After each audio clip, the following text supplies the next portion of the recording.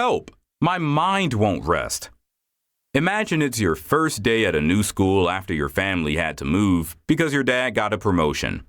As happy as everyone is because of the promotion and career progress, it doesn't stop you from sulking because it's the third time you're changing towns in 2 years. You move to a new city, away from your quiet neighborhood where everyone knew everyone, and it didn't take a lot to get to know new people because the synergy there was so lit. You had a good life at that small town school and were quite popular. But now you're in a fast-growing, busy city where nobody cares about you, and you have to either look out for yourself or get lost in the crowd. You walk into school on the first day. Your hair is short. Everyone starts whispering about how you look like a boy, how you look weird because you're not wearing makeup, and how your outfit looks like it was put together by a caveman. Of course, you're smiling and hoping to make new friends, but they already think you're weird and are waiting for you to make a mistake so they can laugh at you. And boom, you do not disappoint them. You speak in class with a rather unpretentious accent, and everyone begins to laugh. You suck it up and continue to introduce yourself. Later on, the teacher asks a question. You dare to raise your hand, but give an unsatisfying answer. She asks for an alternative, and now you feel embarrassed because the other students are whispering loudly about you not being intelligent. You can't take it anymore, so you get up to use the bathroom. Moving quickly, you bump into a desk on your way out, get pushed by the desk owner, and hit the floor. You get up quickly, hearing the kids laugh around you, and head for the door. But then the principal opens the door before you can reach it, so the door bumps against your head, and you fall to the ground again. You hear the laughter double in volume. When you're finally at home and lying in bed, you start pondering what a terrible day you had. You can't stop thinking about it.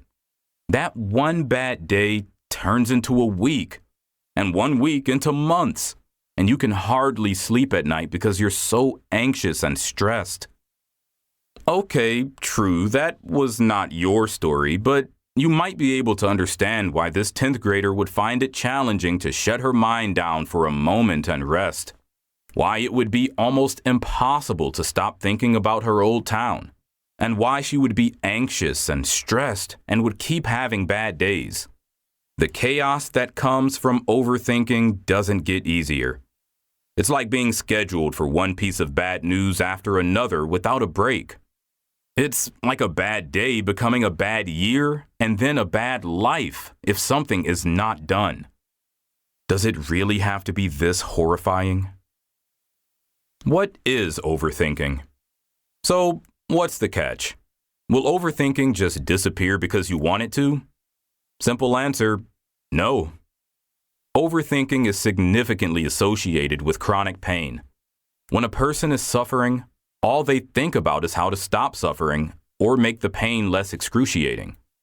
But while overthinking is also associated with conditions like depression, anxiety, eating disorders, and sleep disorders, it's not necessarily a mental disorder. What is it then?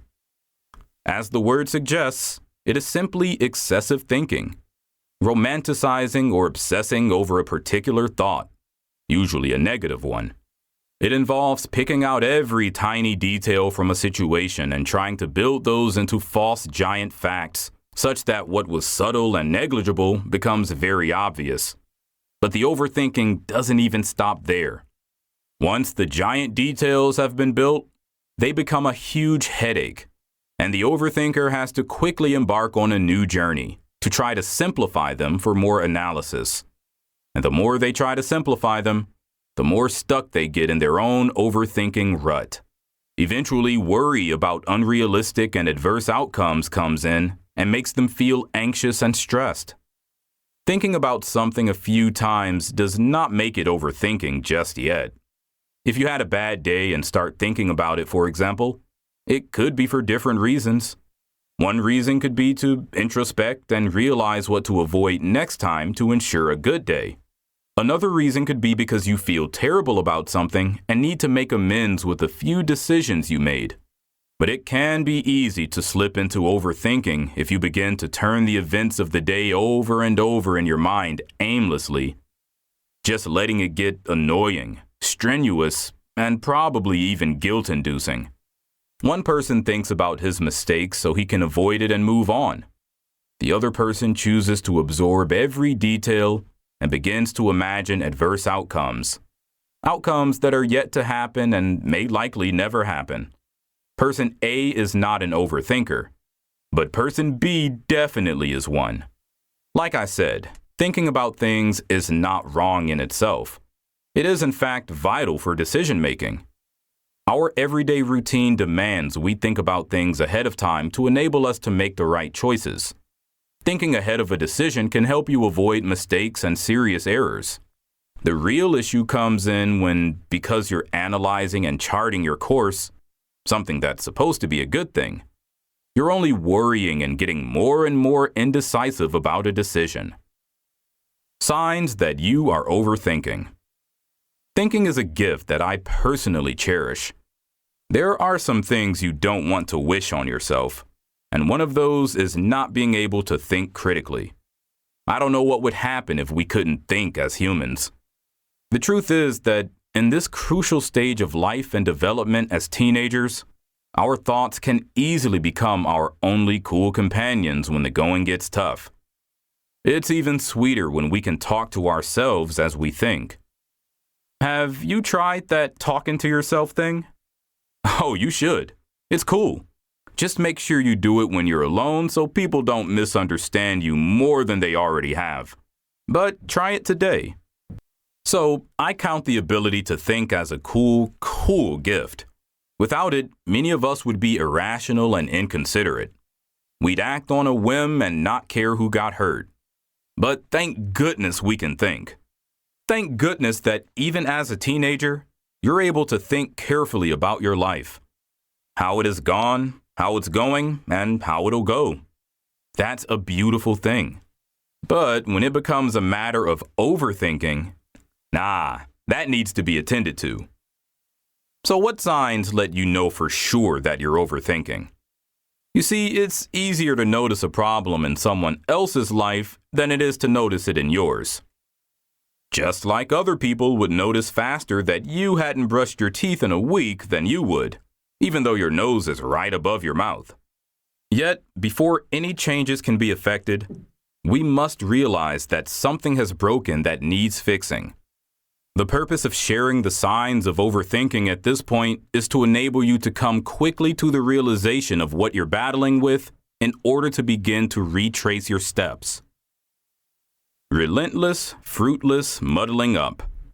One sign of overthinking is that you seem to be running in circles about a particular decision, problem, mistake, or flaw. You thought about it yesterday. The exact conversation you overheard last month is still ringing in your head without any ideas to help you confront or act differently on what was said. Now you've forgotten about reasoning.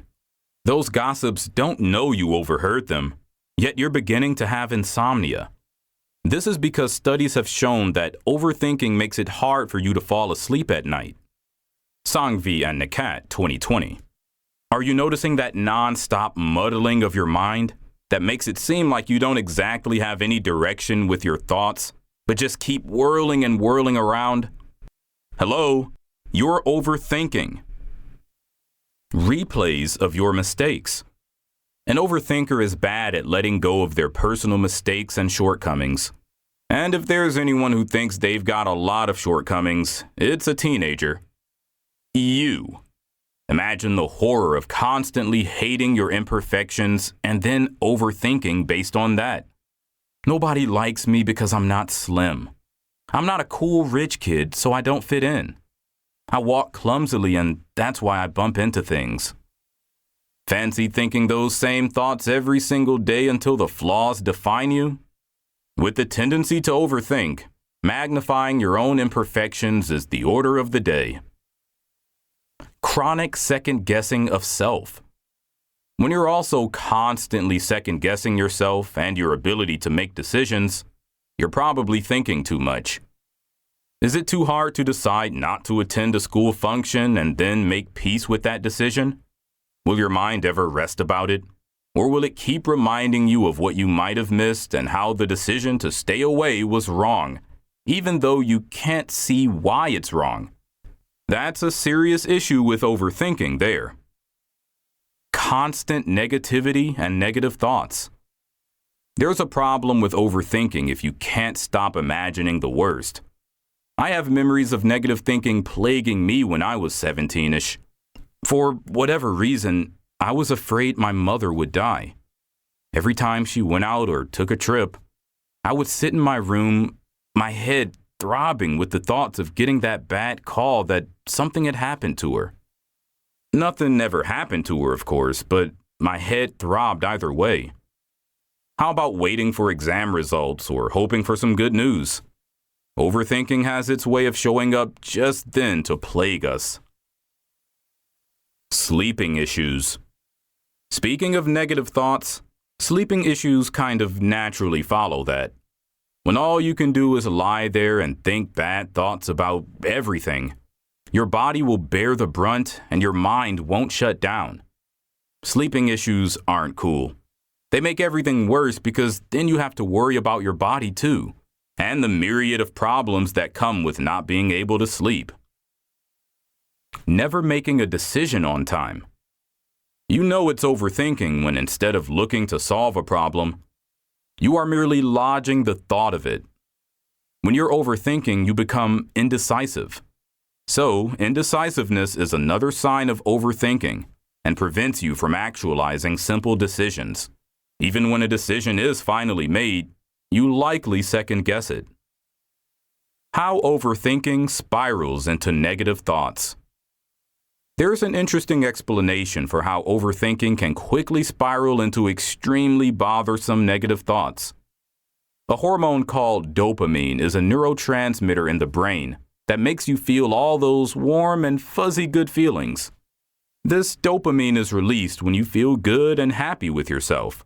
On the contrary, there's another one called cortisol, which is the neurotransmitter released when you're having a bad day or feeling sad. Leonard et al., 2018. Cortisol flows more freely than dopamine to incite negative thoughts, which is why we often find it easier to hold on to negative feelings rather than positive ones. But this is where it gets interesting. The brain releases these neurotransmitters basically to warn us when there is a possible danger based on the activities around us. When cortisol is released even before an unfortunate incident happens, that's your brain trying to get you ready so you can either avoid the danger or manage the possibility of that danger happening. For example, let's say you have 2 days to display your science project and are far behind. Worrying about it actually makes your brain release cortisol to enable you to work harder to prepare for the presentation. That impulse to work harder comes from your brain painting pictures of possible consequences if you fail to meet the deadline. Embarrassment, the teacher's disapproval, shame, dropping grades, or whatever else.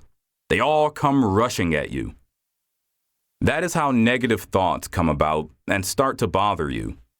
The brain might mean this to protect you and help you make your deadline, but you might not realize that and just go into panic mode, beginning to imagine the worst while feeling too paralyzed to do anything about it.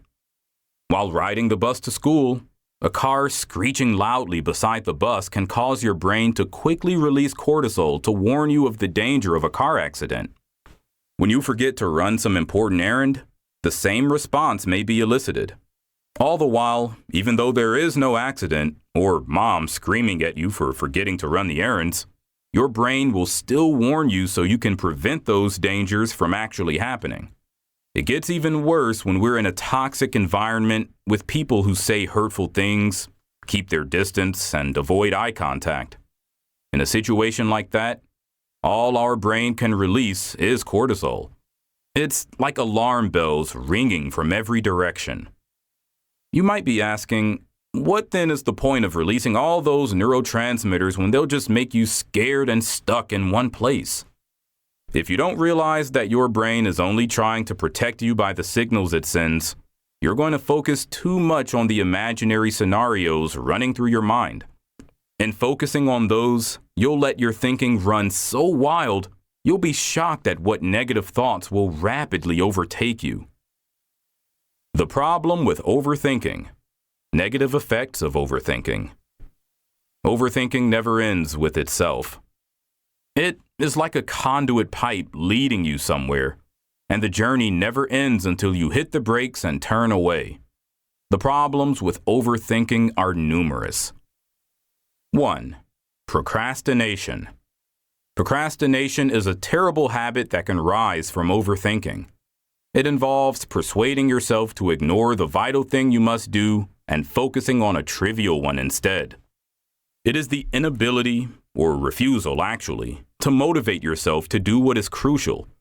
Instead of doing what's required of you, you simply manufacture an excuse to convince yourself to do something else, something with zero value, like just staring at the wall thinking about nothing, or thinking about anything other than what's helpful.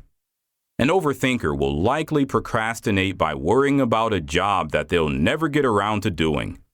Inevitably, productivity arises from brainstorming, planning, and constructively thinking through the task at hand. But overthinking messes all those up and merely leads to inactivity. Parkinson's law states that work expands to fill the time allotted for its completion. McKay and Richard, 2022. I agree, but sometimes that stuff isn't black and white, as you may have found out yourself at times when you had a deadline. A procrastinator cannot complete an assignment given 1 month ago in 2 days, as Parkinson's law suggests. No, the procrastinator cannot work under pressure. Pressure can cripple anyone, and it beats me why you'd want to work under pressure when you can spread out the work over days and still enjoy it. Overthinking and procrastination work hand in hand to create a life of frustration. If you notice that you keep postponing important tasks till you eventually never do them, or are forced to do a shoddy job under pressure, you're already experiencing the terrible effects of overthinking, and you've got to do something about it pretty fast. 2. Sleeping issues. Now, sleeping issues might arise because the mind won't shut down and the inner voice won't stop talking. Overthinking trains your brain to stay alert at night because, since you've taught it to overthink events, it begins to view bedtime as the best time to ruminate about your day and worry about the days to come. Unfortunately, sleep disorders have inconsistent patterns that alter your physical, mental, and emotional well-being. Sometimes the problem is not even getting to sleep,